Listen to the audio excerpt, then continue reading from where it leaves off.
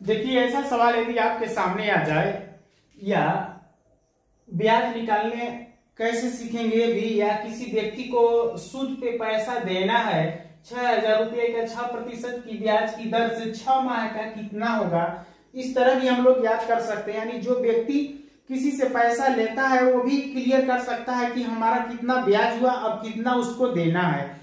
तो जो व्यक्ति पैसा लिया है वही नहीं जोड़ेगा, जो व्यक्ति जिसको दिया है वो भी जोड़ता है कि हमने 6,000 रुपया दिया है, 6% की रेट से दिया है और 6 माह का कितना पैसा हुआ, यानी दोनों पार्टी जोड़ता है। अब उसमें करना क्या है कि दोनों लोगों में क्लियर हिसाब चाहिए। आपको देना है तो आप एक रेट देंगे और जिसको लेना है वो भी सही हिसाब लेगा कि जितना बन रहा है उतना ही लेगा। तो इसमें बताएंगे कैसे ब्याज कितना आएगा और कितना जोड़ को उसको वापस कर देना, तो क्लियर हो जाएगा। इसके माध्यम से कोई व्यक्ति यदि लेन देन करता है उसको क्लियर ना पता हो कि कैसे होता है तो अपने मोबाइल से इसको देखे और देखने के बाद अपना हिसाब 6,000 की जगह तो उसका कितना भी पैसा वो भी रख सकता है और दर के हिसाब से उसका 10 हो गया 5 वो भी रख के, और यानी तीनों चेंज करके उसी नियम से वो बना सकता है और उसका पैसा वापस कर सकता है। ठीक है, तो देखिए कैसे करते हैं। 6,000 रुपये का तो हम ले लेते हैं मूलधन, यानी 6,000 गुणते 6%, कितना है 6%। ठीक है, अब जैसे हम प्रतिशत यहां से यहाँ पे परसेंटेज हटाते हैं, इसको हटाते हैं, यानी इसका मतलब होता है 1/100 होता है, 1/100। तो हम इसको हटाएंगे, जैसे ही हटाएंगे इसको तो हो जाएगा हम लोग का 6,000 कितना 6,006/100, यानी परसेंटेज हटाएंगे तो 100 से भाग दे देंगे। क्या करेंगे 100 से भाग देंगे। तो अब 0 का 0 से कटा देंगे, इनका हो गया हम लोग का 60 गुणते 6, कितना हुआ 60 गुणते 6 आ गया, यानी 60 गुणते 6। अब 60 गुणते 6 में हम 60 का 6 में गुणा करें तो 336 हो जाएगा, कितना होगा 336। 6 का 6 में करेंगे तो 6 आके 36 और एक 0 रख देंगे तो हो गया 360 रुपया, कितना हुआ 360 रुपया हुआ। ठीक है, अब देखिए जो 360 रुपया आया 1 महीने का आया, कितने का 1 महीने का आया, तो हम लिखेंगे यहाँ पे 1 महीना बराबर 360 रुपया। ठीक है, तो 1 महीने का 360 रुपया पता चल गया। अब हम लोग को क्या करना है 6 माह का निकालना है, कितने का 6 माह का। तो अब क्लियर है कि 1 महीने का 360 रुपया, तो 2 महीने का, यानी इसी में गुणा करते चले जाएंगे। क्या करेंगे गुणा करते हुए आगे बढ़ेंगे। तो 6 महीने का करेंगे, तो जैसे यहाँ पे 6 महीना लिखते हैं तो 6 महीना करेंगे तो 360 में हम 6 का गुणा कर देंगे। ठीक है, ये क्या है महीना है ना, तो 6 का है तो हम 360 का कर देते हैं। यदि आपका 6 महीना ना हो उसके जगह पे और कुछ अलग महीना हो, 8 हो 7 हो, तो हम यहाँ पे रख के इस महीने में गुणा कर लेंगे। यानी सबसे पहले हम 1 महीना का निकालेंगे, 1 महीने के बाद आपका जितना महीने का है उसमें गुणा कर देंगे। तो हम लोग का सवाल में कि 6 माह का ब्याज ज्ञात करना है, कितने माह का 6 माह का। तो 6 माह का जब निकालेंगे तो 6 माह का 6 महीना बराबर 360 गुणते 6, तो हम 6 का इसमें गुणा करेंगे। तो जैसे हम इसमें 6 का गुणा करेंगे तो गुणा करने के लिए अब भी कर सकते हैं, कैसे होगा तो हम ऊपर नीचे करके कर देते हैं। 360 गुणते 6, तो 6 में 0 का गुणा करेंगे तो 6 होगा और 6 में करेंगे तो 36, तो 36 का 6 हाथ में लगा 3, हाथ में लगा 3 और 6 3 18, 18 2 20 और 1 21, यानी हो गया कितना 2160 रुपया हुआ। कितने महीने का हो गया 2160 रुपया, यानी 6 महीने का हो गया 2160 रुपया। कितना हो गया 2160। अब हम 6 महीने का ब्याज तो पता हो गया कि 2160 रुपया हो गया। अब उसको वापस करना है, लेकिन कैसे तो अब हम उसको क्लियर करेंगे कि जो हम लोग को मूल दिया था, कितना मूल हम लोग को धन दिया था, मूल का मतलब मेन बैलेंस, तो 6,000 रुपया दिया था। 2160 तो उसका ब्याज हो गया। कितना हो गया? 2160 ब्याज हो गया। तो अब हम इसको इसमें मूल में जोड़ देते हैं, तो बन जाता है हम लोगों का 6000 धन एक, तो नीचे इसका कर देते हैं, इसके नीचे कर देते हैं, देखिए यहीं पर कर देते हैं 2160 और ये है ऊपर हम लोग का 6000 मेन बैलेंस था। अब इसमें हम जोड़ देंगे तो 0 को 0 हो जाएगा, 6 में 0 करेंगे तो 6 हो जाएगा, और 1 में 0 जोड़ेंगे तो 1, और 6 और 2 8। कितना हुआ? 6 और 2 8, 8160 यानी टोटल उसको पूरा पैसा कितना देना है? 8160 उसको ब्याज सहित जोड़ के आपको घर से ले जाके उसे वापस कर देना है। तो आप जब उसे वापस करने जाएंगे तो ही नहीं, वो भी व्यक्ति तो जोड़ के बैठा है कि कितना होगा, तो इसे हम लोग क्लियर करके वापस कर देते हैं। तब तक एक अगला क्वेश्चन देखिए, और देखिए एक बार और इसको कैसे आप बना देते हैं, रिपीट करिए ताकि कंप्लीट हो जाए।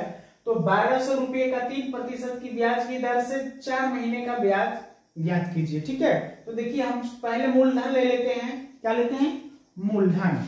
तो मूलधन हो जाता है 1200 और का के जगह पे का और 3%। ठीक है, का जैसे हटा देंगे तो का के जगह जैसे हटाएंगे तो यहाँ पे गुणा का चिन्ह आ जाएगा। किस चीज का गुणा चिन्ह आ जाएगा? गुणा का चिन्ह आ जाएगा। ठीक है, यानी यहाँ पे का बराबर गुणा का चिन्ह होता है। ठीक, तो गुणा का चिन्ह हमने एक का हटा के गुणा का चिन्ह लगा दिया, हो गया। उसके बाद अब यहाँ पे परसेंटेज प्रतिशत, तो प्रतिशत का मतलब होता है 1/100। प्रतिशत का मतलब 1/100 होता है। ठीक है, अब प्रतिशत जैसे यहां से हटाएंगे तो अब क्या लगाएंगे?